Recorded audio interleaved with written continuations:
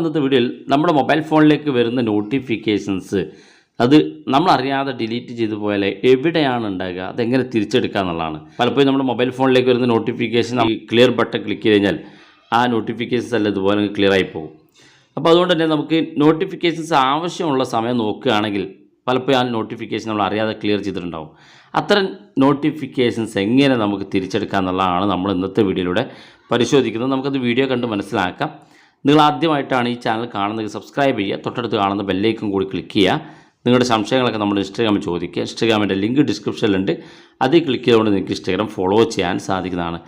അപ്പോൾ അതിനുവേണ്ടി നമുക്ക് ചെറിയൊരു ആപ്പ് ആവശ്യമാണ്. ആപ്പിൻ്റെ ലിങ്ക് ഡിസ്ക്രിപ്ഷനിലുണ്ട്, അതിൽ ക്ലിക്ക് ചെയ്തുകൊണ്ട് നിങ്ങൾക്ക് ഡൗൺലോഡ് ചെയ്യാൻ സാധിക്കും. ആപ്പ് ഓപ്പൺ ചെയ്യുമ്പോൾ ഇതുപോലെ കാണിക്കും. ഇവിടെ നമുക്ക് 2 പെർമിഷൻസ് കൊടുക്കാനുണ്ട്. ഒന്ന് ആക്സസ് നോട്ടിഫിക്കേഷൻ എന്നുള്ള പെർമിഷനും അത് നമ്മൾ എനേബിൾ ചെയ്ത് കൊടുക്കുക. രണ്ടാമതായിട്ട് റണ്ണിങ് ബാക്ക്ഗ്രൗണ്ട് എന്നുള്ള ഓപ്ഷൻ ക്ലിക്ക് ചെയ്ത് കൊടുക്കുക. ഇവിടെ നമുക്ക് ഏറ്റവും താഴെ ഭാഗത്ത് ഓൾ സെറ്റ് സ്റ്റാർട്ടിങ് യൂസ് എന്നുള്ള ഓപ്ഷൻ കാണും, അത് ക്ലിക്ക് ചെയ്യുക. ഇവിടെ ഇതുപോലെയാണ് കാണാൻ സാധിക്കുക. ഇവിടെ നിന്ന് കാണാൻ സാധിക്കും നമ്മൾ ഈ ആപ്പ് ഓപ്പൺ ചെയ്തപ്പോൾ ഇതിനകത്ത് നോട്ടിഫിക്കേഷൻ വന്നിട്ടില്ല. ഒരു നോട്ടിഫിക്കേഷൻ വന്ന് കാണുന്നുണ്ട്. ഇവിടെ 14 മിനിറ്റ് മുമ്പ് ഒരു നോട്ടിഫിക്കേഷൻ വന്നിട്ടുണ്ട്. ഇവിടെ നമ്മൾ ഇതുപോലെയാണ് കാണാൻ സാധിക്കുക. ഇവിടെ താഴെ ഭാഗത്ത് നമുക്ക് സെർച്ച് ചെയ്യാനുള്ള ഓപ്ഷൻ ഉണ്ട്. നിങ്ങൾക്ക് ഇവിടെ വെച്ച് ഏത് നോട്ടിഫിക്കേഷനാണ് വേണ്ടത് അത് ഇവിടെ നിന്ന് സെർച്ച് ചെയ്ത് കാണാൻ സാധിക്കും. അതായത് ഇതിനകത്ത് ഇപ്പോൾ നിങ്ങൾ എൻ്റെ മൊബൈൽ ഫോണിൽ ഇപ്പോൾ ഒരു നോട്ടിഫിക്കേഷൻ വന്നുള്ളൂ. ഈ നോട്ടിഫിക്കേഷൻ വരുന്ന സമയത്തൊക്കെ ഈ ഒരു ആപ്പ് ഇതിനകത്തുണ്ടാകും. നിങ്ങൾക്ക് ഏത് ആപ്പിൻ്റെ അകത്തുള്ള, ഇപ്പോൾ വാട്സപ്പിനകത്തുള്ള നോട്ടിഫിക്കേഷൻ ആണെങ്കിൽ വാട്സപ്പ്, യൂട്യൂബിനകത്തുള്ളതാണെങ്കിൽ യൂട്യൂബ് എന്ന് ടൈപ്പ് ചെയ്ത് കൊടുത്താൽ മതി. ഇനി അതല്ലെങ്കിൽ ഇവിടെ താഴെ ഭാഗത്ത് ആപ്സ് എന്ന ഓപ്ഷൻ ഉണ്ട്, അത് ക്ലിക്ക് ചെയ്യുകയാണെങ്കിൽ നിങ്ങൾക്ക് ഇതിനകത്ത് താഴെ ഭാഗത്ത് നിങ്ങൾക്ക് സെർച്ച് ആപ്സ് എന്ന ഓപ്ഷൻ ഉണ്ട്.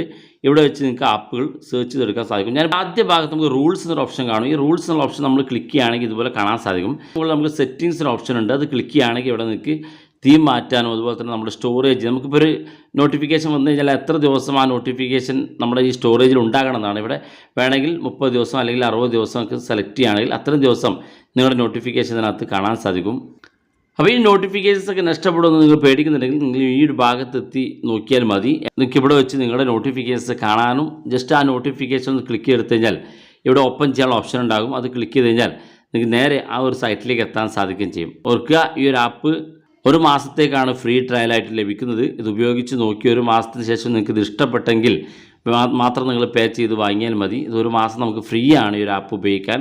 അതുകൊണ്ട് തന്നെ ആപ്പ് നിങ്ങൾ ഡൗൺലോഡ് ചെയ്ത് ഉപയോഗിച്ച് നോക്കുക. അഭിപ്രായങ്ങൾ വീഡിയോയ്ക്ക് താഴെ കമൻറ്റായി രേഖപ്പെടുത്തുക. ഇതുപോലുള്ള വ്യത്യസ്തമായ അറിവുകളുമായി നമുക്ക് അടുത്ത വീഡിയോയിൽ കാണാം.